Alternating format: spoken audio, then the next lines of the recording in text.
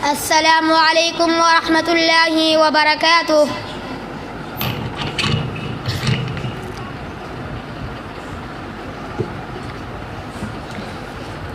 الحمد لله الذي بين لعباده الحق وأقام الدليل وهداهم بمحمد إلى أكمل هدى وأهدى سبيل، وأشهد أن لا إله إلا الله وحده لا شريك له شهادة نرجو بها النجاة من العذاب الأليم.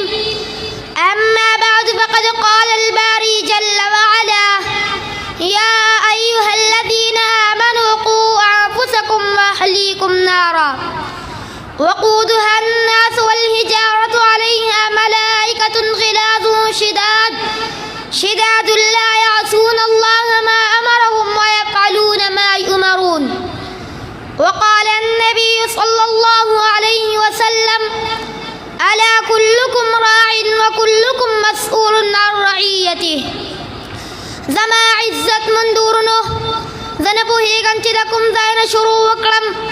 آیا د هغه پلار نه چې الله ولره یو ګلالی زی ورکړي، په ټولو اندامونو روغ وي، صحتمند وي، د الله د خوا نه په یو اوچت اعلی قیمتي نعمت باندې ونازول شي، او پلاری په ځای د دې چې د دغه نعمت قدر وکړي، دغه ګل په یو ښایسته باغچه کې رالوی کړي، د خپل بچي ښه تربیت وکړي، مدرسې ته یې ولېږي، دغه ظالم پلارې منډۍ یا د موټرو اډې ته ولېږي، په داسې ماحول کې راغټ کړي چې د علم او اخلاقو نه لرې وي، او بچې په داسې حال کې غټ شي چې د ښه او بد تمیز نشي کولی، د سنت او بدعت فرق نشي کولی، تقلید ورته اتباع ښکاري، په مړو پسې څلوېښت یو کلیزه ورته سنت ښکاري.